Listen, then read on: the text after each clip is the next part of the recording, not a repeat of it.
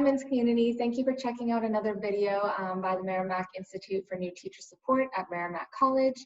Today is our part 3 video in the Digital Frontier Are You Ready series hosted by Dr. Patrick Darfler-Sweeney. So if you work with grades 7 through 12, you're in the right spot. If you work with grades K through 3, that would be found in our part 1 video, and 4 through 6 in our part 2 video. So our presenter, Dr. Darfler-Sweeney, has been in the field for over 37 years. He is currently with the University of the State of New York Regions Research Fund as a project director for education leadership, and he's also an author to a book that you'll hear about at the end of the video. So the description for this video is that it's a 30-minute visual conversation that will give you a broad view of the possibilities of using the digital world, along with many ideas, in your classroom and inspire teachers to extend the student ownership of their learning. Attached below in the video description, you'll find our presenter's email, blog link, a resource link, as well as a pre-video warm-up activity that he created that you could do on your own time beforehand. So without further ado, I would love to introduce you to our speaker, Dr. Patrick Darfler-Sweeney. He's joining us from New York, and we're so happy to have him in our midst community, and we hope you enjoy the video, and we'll see you next time. Bye. Hey, thank you for joining us today for grade 7 through 12 Digital Frontier. Are you ready? This is brought to you by the Merrimack Institute of New Teacher Support. My name is Patrick Darfler-Sweeney. And again, today we're going to talk a lot about what the digital frontier means, some of the lessons that have become apparent for us with the advent of COVID-19 and the sudden change we found all of ourselves in. So first, just as a way of background, I have over 37 years experience in K-12 of education. I spent the first 18 years as a classroom teacher. I taught social studies for high school, coached, did everything that you're doing or that you are about to do. Had my lobotomy after 18 years of classroom teaching, became an administrator. Just kidding about the lobotomy part, though, you know. But anyway, I had a lot of different hats I wore in conjunction with wearing others. For example, I have been a principal, dean of students, athletic director, and a superintendent of schools. And while a superintendent of schools in a small district, I also became the director of special education, director of facilities. I have did interim jobs after I retired as a superintendent. Currently, I am with the University of State New York Regions Research Fund. I am assigned to the State Education Department in New York. I am a project director for developing pilot programs for principal leadership programs. So in other words, the people who are in process of becoming building leaders, getting their masters in education leadership, I'm in those programs. Our program is a competency-based program that at some juncture I will make another video to share that with you. Anyway, I'm an author. I wrote a book on educational leadership that we'll talk a little bit more toward the end.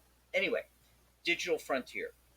At Seton Hall University, where I did my doctoral work, I had the honor and privilege to study under Alan November. Alan November is located actually in Massachusetts. He has his own institution known as November Learning.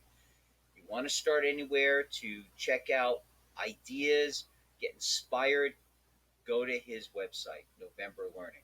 Again, we'll talk about that a little bit more. My connection to Merrimack is a personal one. My daughter runs cross country and track, is going to be a junior this year. And though she's not an education major yet, I have heard rumors about, hey, Dad, what do business administration majors do as business officers in schools? So who knows? My wife is also a teacher. She teaches cosmetology at a vocational BOCES program that we run here in New York State. Okay, on with it. First of all, keep calm. The pandemic really, unfortunately, in a lot of cases, showed some real deficiencies that we as an institution have. We had teachers and students and parents all not ready for a digital platform. And it's kind of a shame, kind of shocking, but it's also kind of understandable if you understand the dynamics of what's been happening. So let's look at the dynamic. I mean, in teacher education prep programs, we're always told, and we have been told since at least the late 70s when I was in a program, thou must keep updated, keep updated, keep updated. It wasn't a law, but it was presented to us as more of an ethical and really moral um, thing that we had to have a social contract for, that we absolutely had to do to remain in our profession as educators. And unfortunately, I'm here to tell you it's not your fault. It's not your fault. It's my generation's fault.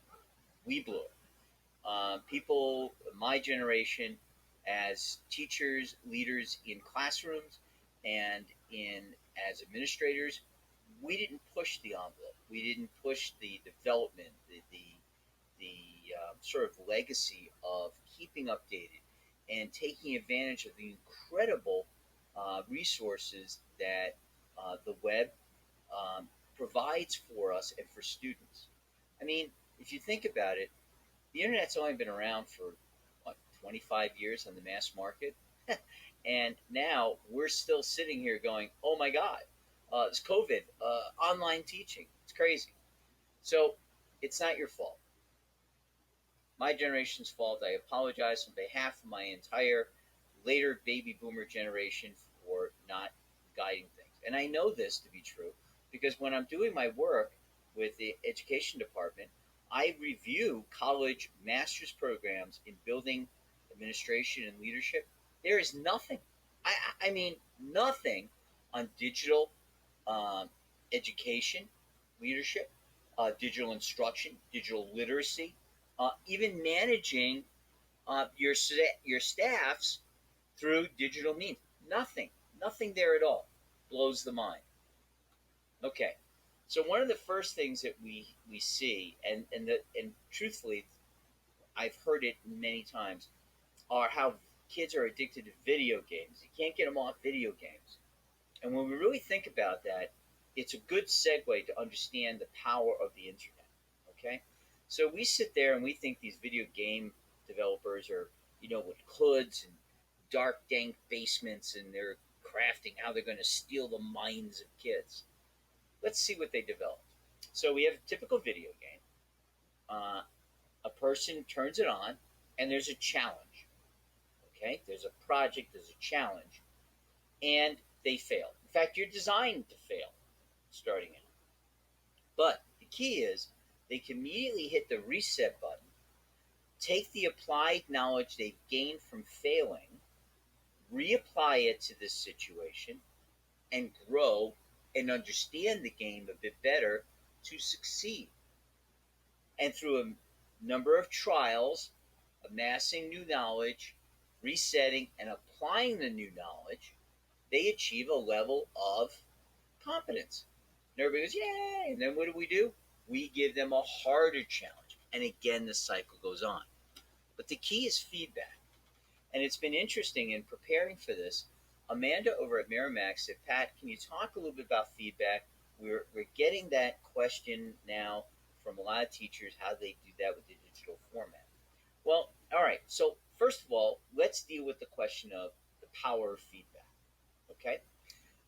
If I was a school leader again, I would only make one change if I was challenged to get better results out of kids and teachers and everybody.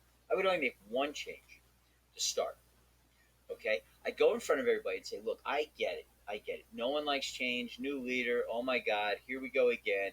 If we can survive this guy, because let's face it, most faculties outlast the administration. So they figure they get into that cycle. Oh, they're changing. But here's the change I'd make. I'd say, okay, look, I'm going to do one thing. It's going to be great. It's going to be great.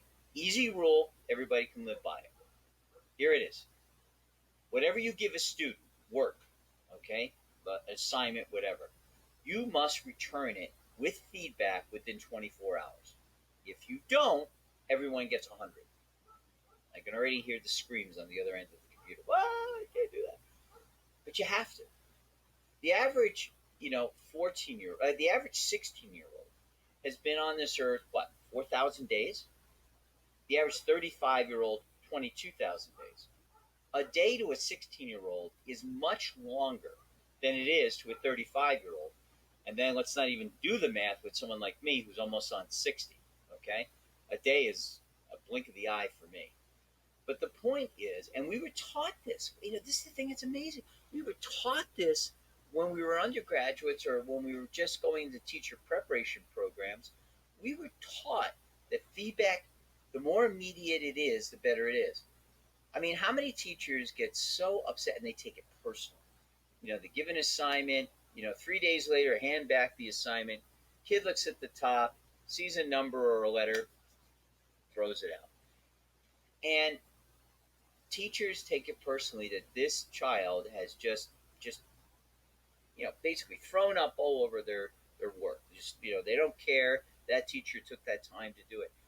And unfortunately, what the teacher is missing is the feedback that the student's really giving them. And the feedback the student's really giving them is like, wait a minute, I don't even remember what this stuff is. And because classes happen every day, you've given this assignment. You've probably moved on to new material beyond this. This child never has the opportunity to take that feedback that you so carefully crafted for them and apply it. Think of the video games. As soon as they hit reset, they can take that knowledge and see a result. Take that knowledge, see a result. That's basically getting feedback, applying, feedback, applying, feedback, applying. That's what it is. So if you're taking longer than 24 hours, you're wasting everybody's time. And most importantly, you're wasting your time. Okay? Because you're not achieving the purpose of the goal that you want to do for the child, which is continue their growth and development. So on the digital framework, feedback. I mean, feedback can happen in surveys. Okay? You can do Google Form. That's a traditional. You can do the fun one called Poll You or Poll Everywhere. I think it's Poll Everywhere. And that's the one where, they can even do that on their phones where you turn around, you pose out a question, and you get a response. And they type in the response. And then as the words get bigger, that represents that more people have said similar things, and you get that immediate feedback on it. You can post for peer review on your platform, whether it's Google Classroom or whatever platform your school is using. We used to call them wikis, where a question is posed and you direct students to answer, and you give rules about how they should answer politely, but have them respond to one or two other people.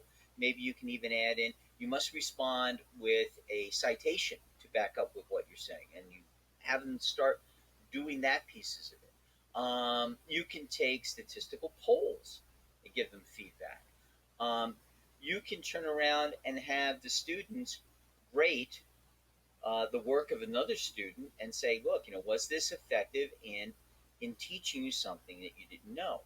Okay. Or you could just use the general comment section.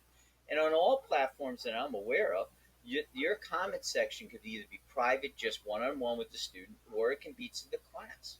Okay? Lots of different ways to do it. And I'm going to give you my email at the end, so if you want to continue this conversation with that, by all means. Okay, so where do we start? It's pretty simple.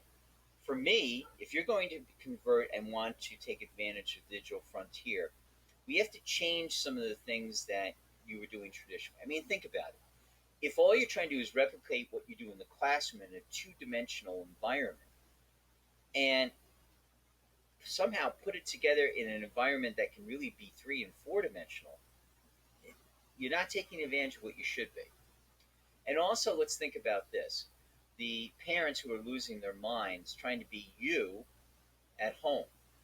Parents were never designed to be you at home. I mean, that's why you went to school and you get prepared. That's why you get paid to do this. Okay? However, you do want the parents to be supportive. So you want to be able to put them in positions that they're going to be assistive and supportive and not necessarily your new LTA that you didn't count on getting. All right, so let's start with this. When I was in school, we learned the Socratic method. Remember that? Where the wise sage teacher, a fountain of knowledge, would come up with these amazing questions as a student and draw out all of these answers. And you think about it, what were we really teaching the kids? We were teaching them to give answers. And then we would try to make this jump thinking that we made these connections for them and suddenly say, okay, kids, apply it. What do you do now? They have no clue. I mean, they're basically been reduced to the Socratic method of getting the right answer. Okay, and maybe if they're paying attention, follow your logic, but they're not really sure what that logic is all the time. We need to flip that around. We need to be able to present to a student a situation or a problem or attention. Okay, and we need to have them learn how to ask really good questions. Really good questions. Okay? And that's the setup. Because now we're going to get them to become the consumers of the information they get. Okay? This is your public servants warning. For people my age, that would be like the robot in Lost in Space. Danger, Will Robinson, danger. So Stanford University in 2016 put out a program, a research paper that basically and definitively showed us that children and adults are having an awful time distinguishing the information that they're getting on the internet. Something like 80% of middle school kids, when they have what we call those native advertisements, where all it says on the top is maybe like sponsored content or paid advertisement, they don't see it as that. They took that verbatim as being that is research truth and run with it. That's a problem. And this study was done even before the presidential election in 2016, when we got all that stuff about fake news, and that continues to this day. As educators, we have more than a responsibility. We have absolutely an ethical and moral obligation to get our students to be much better consumers, critical consumers of information. We need to put that hand in hand with the questions that we're showing them how to make, and turning them into world-class researchers for their own learning. Alan November, in his book, and by the way, I recommend it to anybody if you haven't read it yet, talks about how about having students own their learning, okay? Because one thing that we know of, there is absolutely no definitive research that says if you do X, Y, and Z, then you're going to get these results for kids. We don't. There isn't. There are too many variables. There's a home variable. There's the genetic variable. There is the trauma variable. Whatever's happened in their life, you don't know. Okay, but what we do know is that if we can engage kids in what they're doing, they have a stronger likelihood of a positive outcome and in learning. So let's think about this. Children are, and yes, teenagers are children. Children are social beings, right? We all are. How many times you've been in PD and you've heard the announcer go, ladies and gentlemen, the collective brain power, the collective energy, the collective talent in this room far exceeds any one of us individually, let alone me. Well, how about we actually use it? Okay, why don't we cultivate that curiosity that kids have, especially among their peers? And if we put in the mix the talent of learning how to ask really good questions, and having that group come up with these ideas, and then showing them how the process is, primary resources, how to look for things, and really give it to them to develop their solutions, develop their approach to the problems, and gather that information. I think we're talking about something pretty serious here. And so, what are the elements that we need to do that? Well, we need to be able to show them how to manipulate sites, okay? How to use Google search engines or Bing or whatever you're using, and get them to take commands and do different things for them. I mean, think about you social studies teachers out there. How often have you heard, oh, you have to have different voices to have a research paper and really be able to give a full balanced look? And I guarantee you that there are papers out there, you may have written a few of them, about situations, global situations, where you never got any information from the other side. The example Alan November talks about is an AP student um, wrote a paper about the Iranian hostage crisis. The kid got like a 98 on it or some phenomenal grade, and Alan said, "That's awesome. Can I see what your where did you get your Iranian sources?" The kid looks at me. What do you mean Iranian sources? And Alan's like, "Well, didn't you get voices from the other side so you could, craft this as a complete picture from their view and our view and put it together and explain?" The kid said, "No, nothing. AP class, brightest of the bright. Okay, he's in the supercharged class, writes this paper that's all one-sided, and the child is rewarded with a 98. Amazing. Okay, in this day and age, there's no reason for it. Okay, we've got Google Scholar. If you don't know what that is, that's a search engine that primarily looks up articles, peer-reviewed papers, primary, key place for primary, results. You have things like, you know, Google Translate. Okay, so yes, low teachers, I know Google Translate doesn't, do a one-on-one thing, and kids will cheat in Spanish and French and Latin classes. I know they probably are cheating. Anyway, the point is, it works well enough that it can give the breadth. It can give you the breadth and depth of whatever the article is. So there's no longer even the language barrier with getting those from the other sides. Um, with the digital world, think differently. Okay, it's not the same platform as your classroom. Okay, um, writing. I remember going to a PD years ago, and the person said, the average 12th grader is not really prepared going to college because the average 12th grader has only written for about 25 people in their entire life. I stopped. I'm like, really? You think about it, you add up all your teachers you had in primary school, you add up your English teachers, a couple maybe social studies teachers, and my number came out to 24. 24 individuals. The only people who ever saw my work, ever graded it, ever gave me feedback. Why not publish work out there? Why not have kids take on a project and make it as the goal to publish it in Wikipedia so that the world, the global world, can work on it, and then have them track how that article changes over time as people read, disseminate, get maybe excited about the idea, and add other research and data points to it. Okay, have them publish stories. I mean, there are plenty of self-publishing areas for them. Google Classroom I have in there, and the reason why I have it in there is because to me, as a former superintendent, I had to worry about budgets and money and everything else. It was the cheapest, and it was the most flexible, and most, sort of logical platform for teachers and students to operate their classrooms from. All right, you can use any platform you're comfortable with. To me, easy is good, free is amazing, especially as an administrator. Um, we all know about Zoom now. Zoom, Google Meet, Skype, Microsoft Teams, whatever you're using, think about it. Bring authors in. Have students talk to authors about how to publish a book. How'd you come up with these ideas? You know, um, how did you become an overnight success? And yet you're telling us that you're a 37-year overnight success. Crazy stuff, but great stuff. Have them interview people.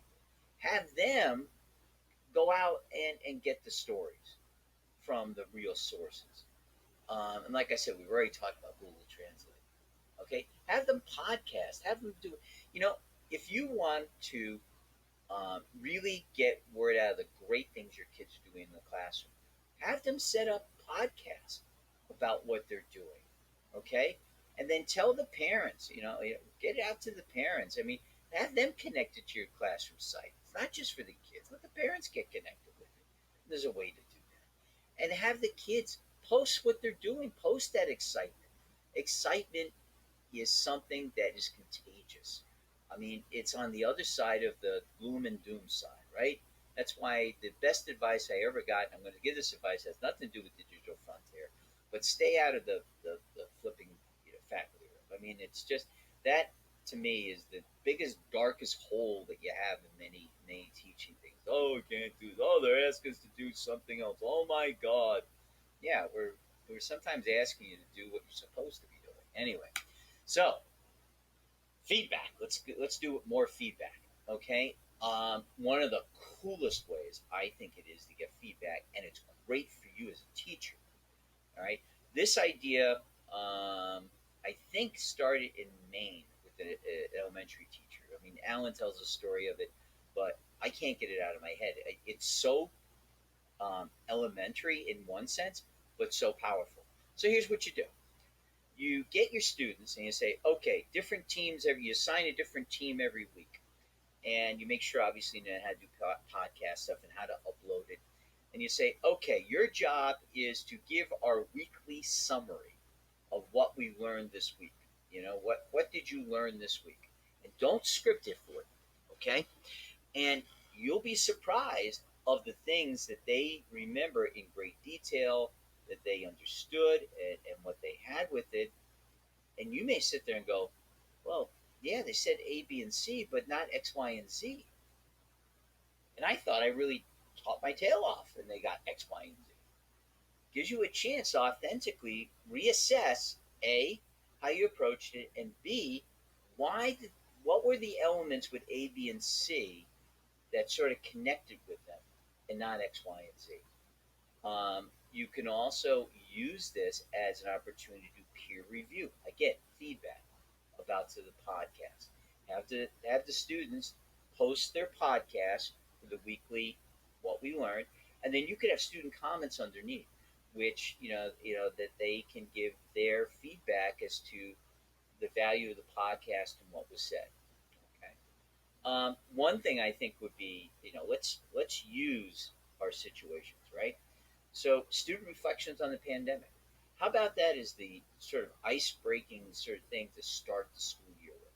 Tell the kids we want you to video record or just audio record what they thought about the pandemic and how they dealt with it and how the parents dealt with it. They could interview people, interview your teachers, how they did, and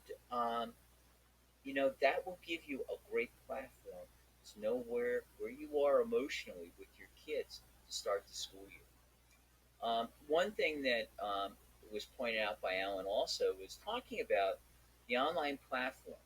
And the online platform can give both the student and the teacher a unique opportunity to connect. Some of the online platform is a very safe platform for a lot of kids. Um, and they may share things with you or connect with you in ways they would never do in the middle of a physical classroom seating. So rather than being limited by these things, so think about ways you can enhance that. Okay, you can enhance that. Okay, so uh, this video cast will be available to you publicly. Um, the physical slides, we can make that to you too. So Alan goes into what he talks about as the 5 days. Okay, the first 5 days. Well, first of all, the 5 days don't have to be measured as 24 hours. I mean, they could be 5 weeks. I hope it's not 5 years though. 5 weeks, a couple of months, couple of weeks, couple of days, whatever. But this is sort of a logical process, and you can, he would encourage you, and I would encourage you to make it your own. You don't have to stoically state all these things, but you can certainly see the process, and it's designed to help you get your students to be their own researchers, asking great questions, giving immediate feedback. Two pillars that are amazing. All right, I'm exhausted already, but I'm excited. Do one thing. Okay, you don't have to do everything we talked about here, but do one thing and think of it this way. Okay, if you do one thing that we talked about here to help improve the teaching and learning in your classroom, that's one thing that you didn't offer or didn't do last year. And I can guarantee you this one thing about the digital frontier: you do one thing and feel really good about it, your students feel really good about it, it's going to mushroom, right? Things are going to happen. And they're going to happen in new and exciting ways that you never thought of. And keep this in mind. This is not designed at all to replace good teaching. No. In fact, I hope you've caught on to what I've what I've laid as the foundation here. Good teaching is still good teaching. The difference is looking at the environment that we're doing it in and taking advantage of that environment in positive ways, recognizing, like the Stanford study, some of the pitfalls of it, and guiding our young people to the best possible outcomes. It's still good teaching. Okay, copy of the presentation will be made available by Amanda. My email is right here. I run a blog. I give some ideas about education, education leadership. Sometimes I put resources out there. And I think the best starting point is November Learning site. There is the ULR for that. Take a look at it. Um, and most importantly, thank you. Thank you, teachers. You are the number two most important person in society. Number one are the parents. You're number two. And without you, we don't have a prayer. We don't. Okay? Everything depends upon what you construct and what you're able to reach out to parents and connect with to their children. It doesn't happen without you. Finally, the shameless self promotion. That's me. That's my book. Um, Even though the title is the Superintendent's Rule Book, I think personally, and I am very biased, I think it's important for everyone. So you can understand what the leadership of your district, your school, operates as, and understand that dynamic and begin to have a broader perspective and context for things that you do down in your